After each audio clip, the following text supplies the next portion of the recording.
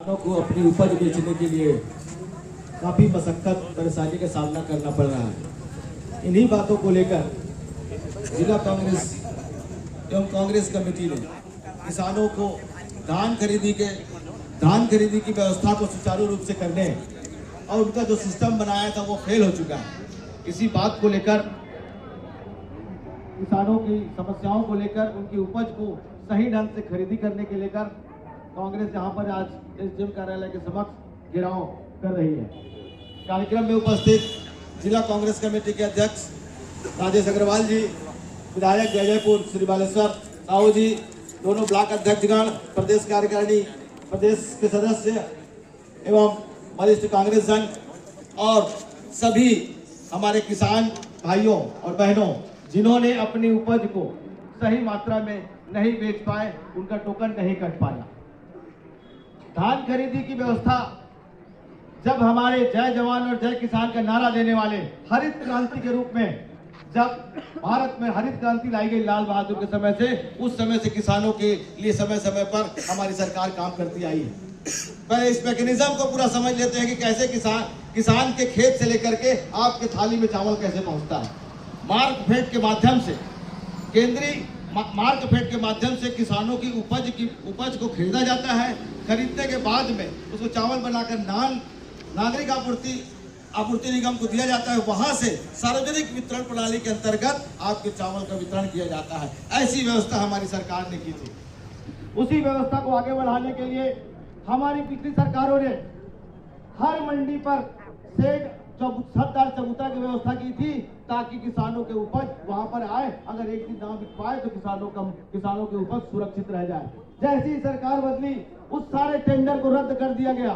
जितने भी मंडी प्रांगण में जो हमारे छतदार चबूतरा बनने थे, उसको रद्द कर दिया गया और नई व्यवस्था के तहत ऑनलाइन टोकन सिस्टम की व्यवस्था की गई। ऑनलाइन टोकन सिस्टम में मोबाइल ऐप के माध्यम से या और भी अन्य कंप्यूटर के माध्यम से जब ऑनलाइन किसान करने जाता था तो काफी परेशानी होती थी। उस परेशानी को देखते हुए कांग्रेस ने आवाज उठाई तो ये सरकार उसको ऑफलाइन भी रजिस्ट्रेशन की प्रक्रिया शुरू की, लेकिन वह भी सफल नहीं हो पाया। आप लोगों ने देखा होगा पूरे छत्तीसगढ़ में टोकन नहीं कटने के कारण गरियाबंद का एक किसान अपना गला काट लिया और कोरबा का एक किसान कीटनाशक भी लिया। ऐसी व्यवस्था है हमारी सरकार, भारतीय जनता पार्टी सरकार की, जो किसानों का एक एक दाना खरीदेंगे करके सरकार में आए और सरकार बनने के बाद में मुकर गए। हमारे राष्ट्रीय अध्यक्ष ने जब किसान विरोधी बिल का लॉकडाउन के समय आंदोलन किया तो ये केंद्र की सरकार ने उस कानून को वापस लिया। उसी तरीके से छत्तीसगढ़ में जो किसानों की उपज की व्यवस्था सुचारू रूप से नहीं है, उसके लिए हम सरकार को घेरेंगे और हमारी कांग्रेस पार्टी सड़क से लेकर के सदन तक मांग उठाएगी।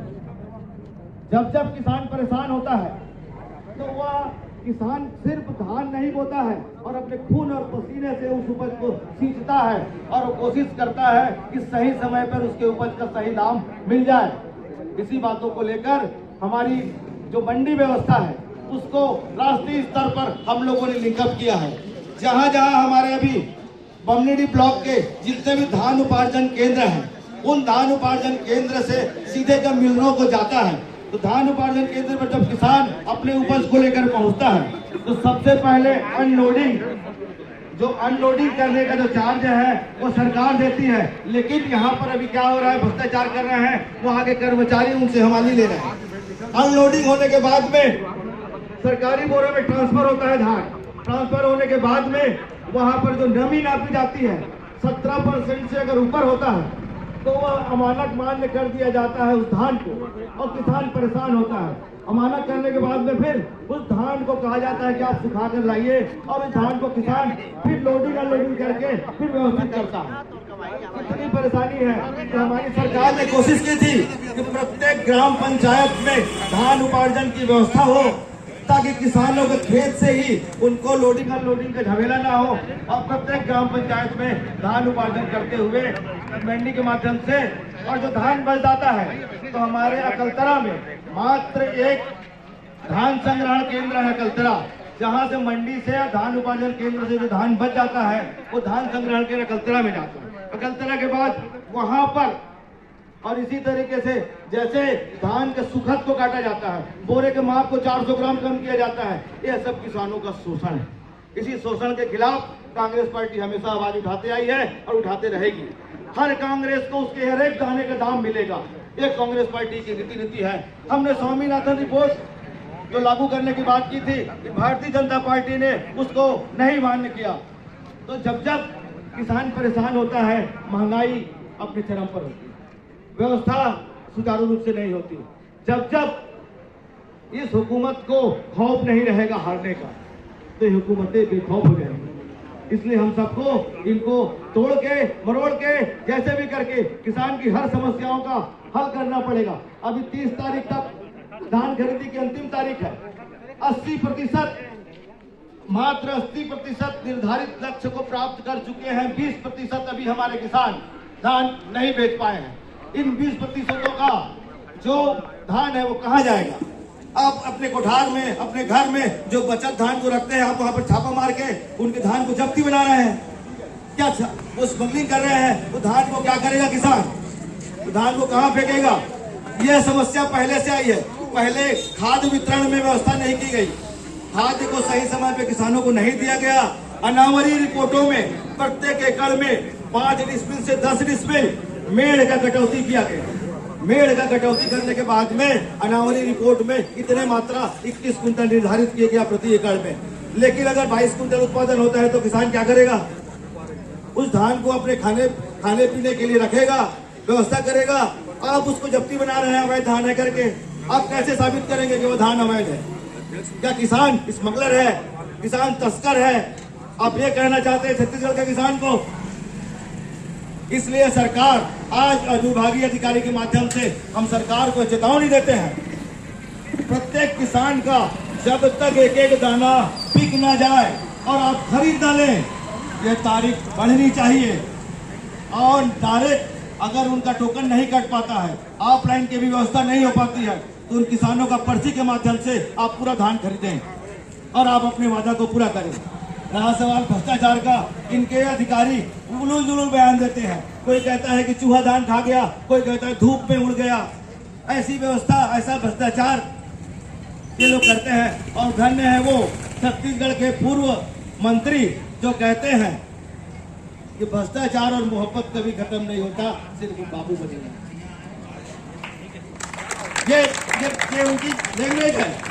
तो मैं पूछना चाहता हूँ अजय चंद्राकर जी कि ये बाबू कौन है? ये सोना बाबू कौन है? विष्णुदेव शाह है या आप हैं या विजय शर्मा जी हैं या ओपी चौधरी जी हैं या अरुण साव जी हैं? बताइए। अगर आप इन भारतीय जनता पार्टी वालों से तो मोहब्बत की उम्मीद नहीं की जाती। ये मोहब्बत के खिलाफ है। मोहब्बत की दुकान तो कांग्रेस वाले।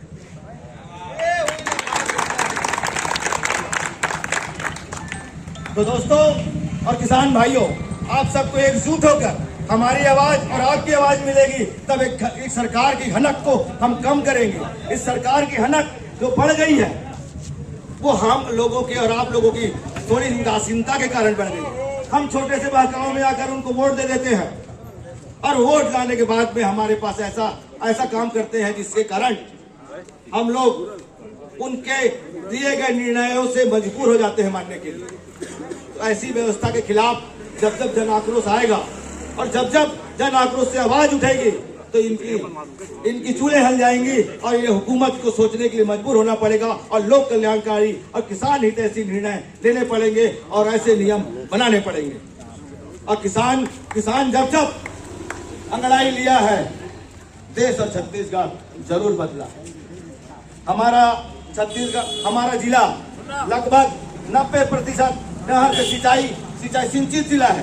यहाँ का धान का उत्पादन ज्यादा होता है। यहाँ की जो मिट्टी है धान उत्पादित करती है। और आप पूरे छत्तीसगढ़ को एक श्रेणी में रखकर मात्र 21 कुंटल रखे हैं। कहीं पर धान ज्यादा होता है, कहीं पर धान कम होता है। आप उधर जाइएगा रायपुर तरफ, वहाँ धान की उत्पादन कम है, वहाँ पर चना, राहर यह उत्पादन ज्यादा होता है। हमारे क्षेत्र में धान ज्यादा उत्पादन होता है। तो आपको ऐसी नीतियां बनानी पड़ेंगी और 21 कुंटल के बैरियर को खत्म करना होगा। और आने वाले जो अंतिम तिथि है जनवरी को, उसको बढ़ाना होगा। सभी किसानों को एक एक दान खरीदना होगा और सभी को समय पे भुगतान करना होगा। आज सेवा सहकारी समिति में किसान जब पैसा लेने जाता है तो मात्र 25,000 रुपया देते हैं हमको। सुबह से लेकर के शाम तक किसान वहां पर रुकी सुखी रोटी लाकर खाता है और 25,000 रुपये लेके जाता है, और आप के जो चाहते होते हैं उनको बैकडोर से 2-2 लाख रुपए का भुगतान करते हैं। आपकी सब व्यवस्था के लिए किसान पार्टी, हमारी कांग्रेस पार्टी सजग है। सजग प्रहरी की तरह आपकी आवाज को प्रशासन को पहुंचाएंगे और प्रशासन को यह मजबूर करेंगे कि वह आपके हर समस्याओं का हल करे, तभी हमारा ये आंदोलन का सार्थक होगा। आज हम सब यहाँ पर हैं और एक होकर इस एसडीएम को आप ज्ञापन सौंपेंगे और जितने भी किसान आए हुए हैं, जिनकी समस्याएं हैं, उनके बारे में चर्चा करते हुए निराकरण की मांग करेंगे। अगर निराकरण नहीं होता है तो हमारा 30 तारीख को जिला स्तर पर चक्का जाम प्रस्तावित है। हम पूरे प्रदेश को रोक देंगे, पूरे प्रदेश की आर्थिक प्रणाली को हिला देंगे जब तक किसानों की मांग पूरी नहीं होगी। इन्हीं बातों के साथ आप सबका धन्यवाद। जय हिंद, जय भारत।